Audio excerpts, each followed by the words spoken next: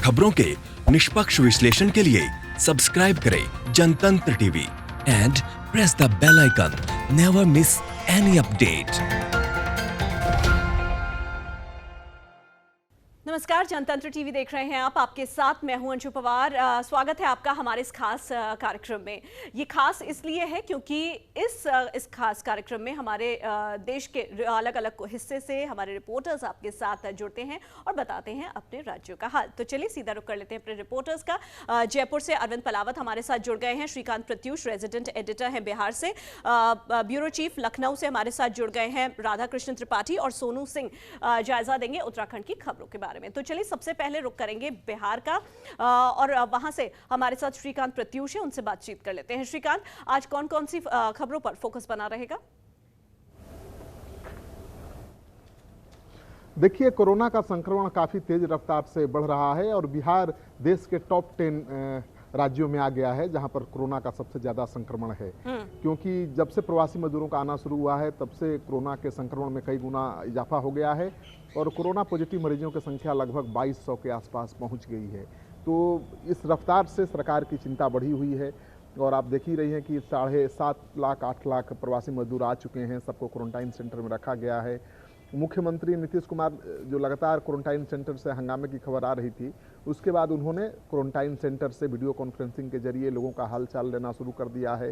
वो लोगों से, श्रमिकों से अपील कर रहे हैं, उनके हाल चाल पूछ रहे हैं, कोई परेशानी तो नहीं ये जानने की कोशिश कर रहे हैं और उनसे अपील कर रहे हैं कि आप अब यहीं रहिए, बिहार के बाहर जाने की ज़रूरत नहीं है, आपको यहीं पर काम दिया जाएगा। तो 30 लाख से ज़्यादा प्रवासी अभी हैं और उनका अभी आना बाकी है। ये सब आ जाएंगे बिहार में, तो बिहार सरकार कैसे उनको काम देगी, ये बहुत बड़ी चुनौती होगी।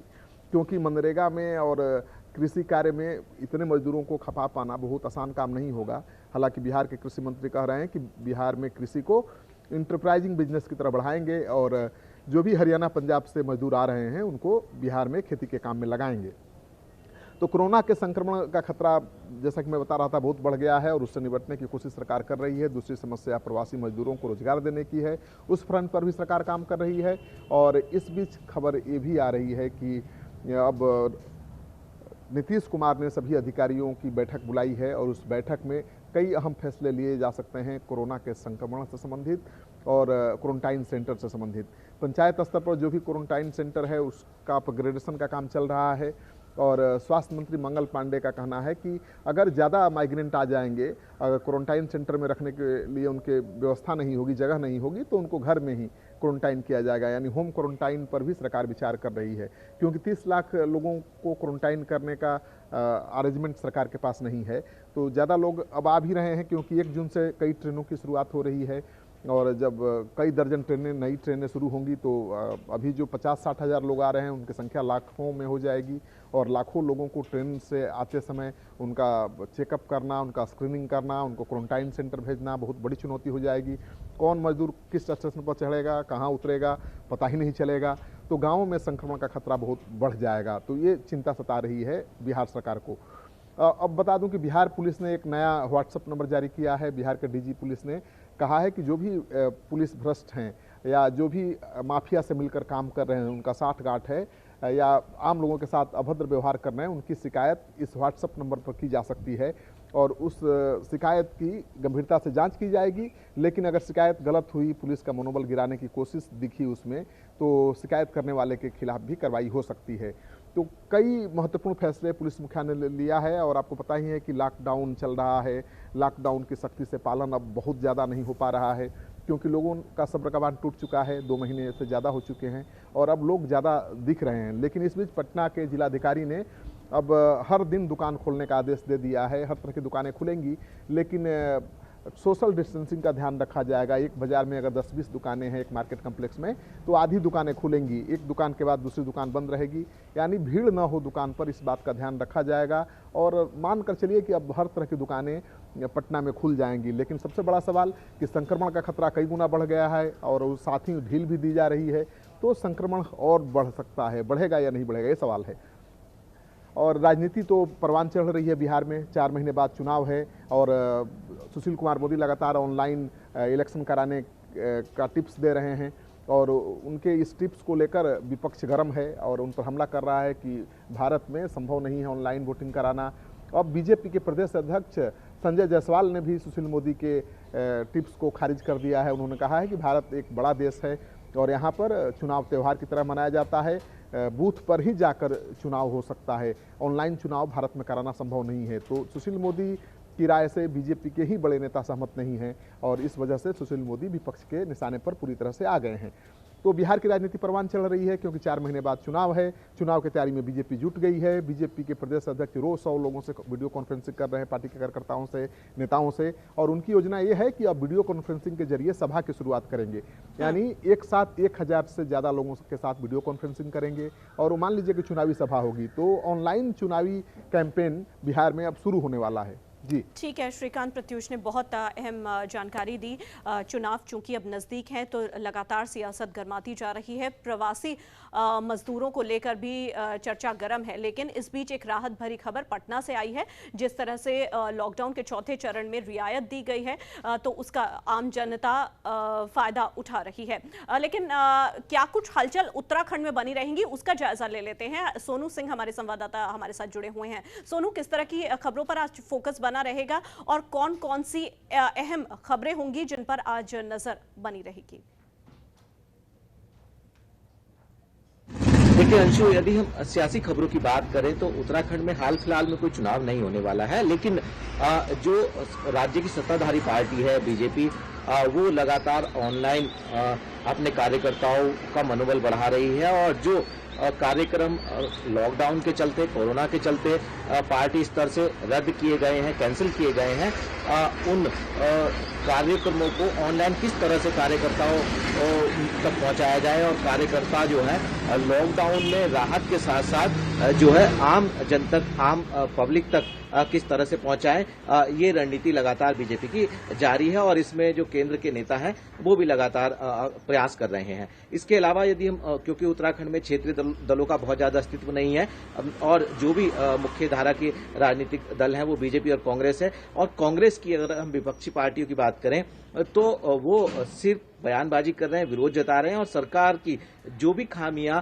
लॉकडाउन के दौरान या आम पब्लिक के सामने आ रही हैं उनको लेकर के वो हमलावर नजर आ रहे हैं। जहां तक बात है उत्तराखंड में कोरोना की, कोरोना के केस दिनों दिन बढ़ते जा रहे हैं। शुरुआत जो हुई थी वो विदेश से IFS ट्रेनी यहाँ आए थे मार्च में, उनसे शुरुआत हुई थी। उसके बाद फिर सरकार की चिंता कुछ जमातियों ने बढ़ाई जब जमातियों में कोरोना के केस पॉजिटिव आए। इसके बाद यदि हम मौजूदा परिप्रेक्ष्य की बात करें तो जो दूसरे प्रांतों से, मुंबई से, गुरुग्राम से, जो अन्य क्षेत्रों से प्रवासी उत्तराखंड पहुंच रहे हैं, इन प्रवासियों ने कोरोना के बढ़ते केस को लेकर के राज्य सरकार की चिंता बढ़ा दी है।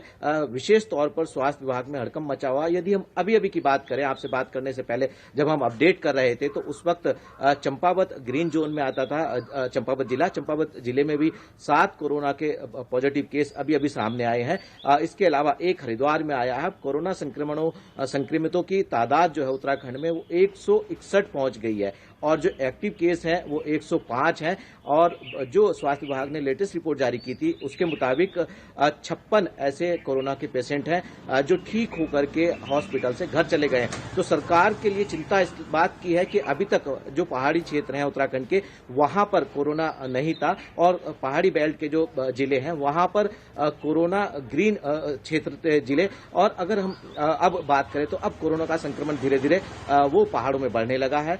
तो सरकारी तंत्र की इससे निश्चित तौर पर चिंता बढ़ गई है और सरकार इससे निजात पाने के लिए कोशिश भी कर रही है। पहले डीजी लॉ एंड ऑर्डर, फिर डीजीपी और उसके बाद मुख्यमंत्री ने प्रवासियों से अपील की है कि जितने भी प्रवासी उत्तराखंड पहुंच रहे हैं वो क्वारंटाइन के नियमों का पूरी तरह से पालन करें, वरना उन पर मुकदमा होगा। उत्तरकाशी से कुछ मामले सामने आए हैं जहां क्वारंटाइन का उल्लंघन करने वाले कुछ व्यक्तियों पर या जानकारी छुपाए जाने पर कुछ व्यक्तियों पर हत्या के प्रयास का मुकदमा दर्ज किया गया है। तो पुलिस भी पूरी तरह से अलर्ट है, सरकार भी पूरी तरह से अलर्ट है और स्वास्थ्य महकमा भी पूरी तरह से अलर्ट नजर आ रहा है। लेकिन सरकार को अब ये देखना होगा कि आगे आने वाले समय में लाखों की तादाद में जो उत्तराखंड में प्रवासी पहुंचने वाले हैं उनको किस तरह से क्वारंटाइन क्वारंटाइन किया जाएगा, क्या सीमांत क्षेत्रों पर सरकार क्वारंटाइन करने के लिए, टेस्टिंग करने के लिए क्या पूरी कवायद को अमलीजामा पहना पाएगी, या फिर सरकार के लिए रणनीति में बदलाव करना बहुत ज्यादा जरूरी हो जाएगा। तो जी अंशु, उत्तराखंड में 161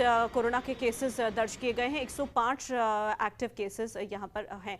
सोनू, आपसे ये भी जानना चाहेंगे, फिलहाल उत्तराखंड का मौसम के मिजाज किस तरह से बने हुए हैं, और फिलहाल जिस तरह से लॉकडाउन में रियायत दी गई है, क्या लोग सरकार की तरफ से दिए गए दिशा निर्देश को इसका पालन करते नजर आ रहे हैं या उल्लंघन करते नजर आ रहे हैं? देखिए, ये बहुत अहम सवाल है। कुछ ऐसे इलाके हैं, जैसा कि भी हम आपसे जिक्र कर रहे थे, कि कुछ ऐसे इलाके जहां पर लॉकडाउन का पालन नहीं करने की बातें सामने आई, तो पुलिस ने उसमें सख्ती दिखाते हुए खास तौर पर मुकदमे दर्ज किए हैं। इसके अलावा अधिकांश ऐसे क्षेत्र हैं उत्तराखंड के जहां पर लॉकडाउन का पूरी तरह से पालन किया जा रहा है, क्योंकि काफी हद तक राज्य सरकार ने जो है वो राहत दे दी है लॉकडाउन 4 में, और सरकार लगातार मॉनिटरिंग कर रही है। यदि हम उत्तराखंड की बात करें तो सुबह 7 बजे से लेकर शाम 4 बजे तक जो सभी दुकानें हैं वो खोली गई हैं, और ऐसे में जो सरकारी कार्यालय हैं वो भी सुबह 9:30 से 4 बजे तक खुले रहेंगे। तो निश्चित तौर पर लोगों को राहत मिली है। जहां तक सवाल क्वारंटाइन की व्यवस्थाओं का है, सरकार व्यवस्थाएं बेहतर करने की बात जरूर कर रही है। चूंकि मौसम गर्मी का है, और आप जानती हैं अंशु, क्योंकि उत्तराखंड में अक्सर मौसम का मिजाज बदलता रहता है, और खास तौर पर जो देहरादून, हरिद्वार, उधम सिंह नगर हैं, जो मैदानी क्षेत्र हैं, यहां पर मौसम कुछ और होता है। और यदि आप पहाड़ी क्षेत्रों में जाएंगे, देहरादून का ही एक इलाका है, चक्रौता क्षेत्र है जो हिमाचल से लगता हुआ, पहाड़ों की रानी मसूरी है, देहरादून का इलाका है। इसके अलावा जो अन्य जिले हैं, टिहरी, पौड़ी, उत्तरकाशी, वहां पर अक्सर मौसम का मिजाज बदलता रहता है। अभी कुछ समय पहले ही, 2 रोज पहले ही उत्तरकाशी में गंगोत्री धाम में बर्फबारी जो है वो देखने को मिल रही थी। तो पहाड़ी क्षेत्रों में जो हिमालय से लगे हुए इलाके हैं उत्तराखंड के, वहां पर अक्सर मौसम का मिजाज बदलता रहता है, और जो मैदानी क्षेत्र है यहां पर अब गर्मी ने अपना कहर बरपाना शुरू कर दिया है। जी अंशु, ठीक है, बहुत शुक्रिया सोनू, आपने बहुत महत्वपूर्ण जानकारी दी है। इसी के साथ एक छोटी सी ब्रेक के लिए रुक रहे हैं, लेकिन राजस्थान और उत्तर प्रदेश में किन खबरों पर आज फोकस बना रहेगा जानेंगे अपने रिपोर्टर से, लेकिन एक छोटे से ब्रेक के बाद। खबरों के निष्पक्ष विश्लेषण के लिए सब्सक्राइब करें Jantantra TV and press the bell icon. Never miss any update.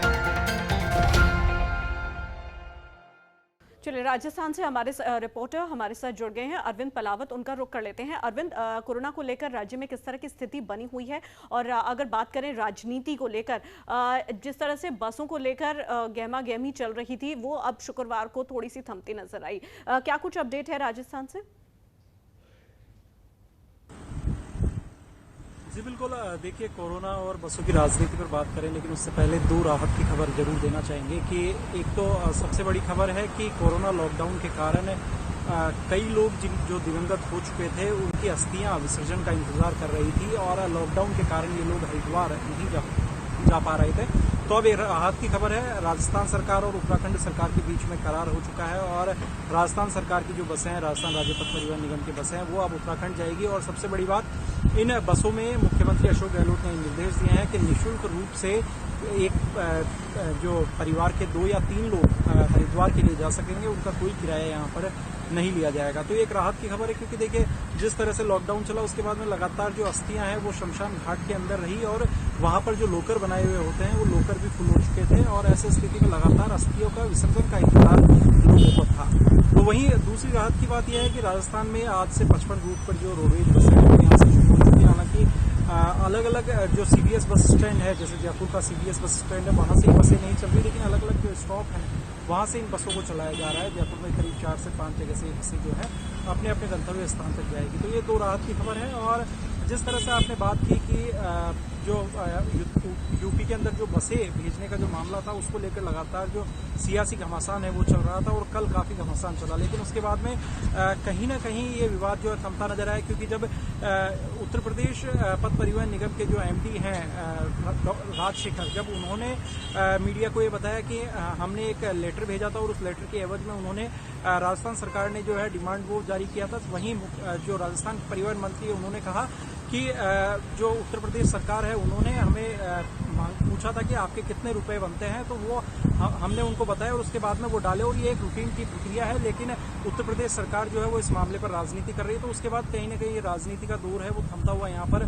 नजर आया। तो वहीं यदि कोरोना को लेकर बात करते हैं तो कोरोना के मामले लगातार बढ़ते जा रहे हैं। कल भी 267 मामले यहाँ पर मिले, और आज सुबह से और अब तक की बात करें तो आज मॉर्निंग रिपोर्ट जो आई है, इस मॉर्निंग रिपोर्ट में भी करीब 48 मामले जो हैं वो यहाँ पर सामने आ चुके हैं, और इनके साथ जो संख्या बढ़कर है वो 6542 यहाँ पर हो चुकी है। राज्य में पिछले 12 घंटे में 2 लोगों की कोरोना से मौत हो चुकी है। अब तक 155 लोगों की कोरोना से मौत के आंकड़े सामने आ चुके हैं। और कल जिस तरह से मैंने आपको बताया कि राज्य में 267 लोग मिले, और आज की यदि बात करें तो नागौर में 17, कोटा में 10, जयपुर में 5। ठीक है, तो लगातार कोरोना का जो आंकड़ा है वो राज्य में बढ़ता जा रहा है। 6500 केसेस हैं कोरोना के राजस्थान में, लेकिन उत्तर प्रदेश में किस तरह की स्थिति बनी हुई है बातचीत कर लेते हैं ब्यूरो चीफ राधा कृष्ण त्रिपाठी से। राधा, जिस तरह से प्रयागराज में मजदूरों से बस जो भरी हुई थी वो हादसे का शिकार हो गई है, फिलहाल घायलों का आंकड़ा कितना है और फिलहाल किस तरह की स्थिति वहां पर बनी हुई है?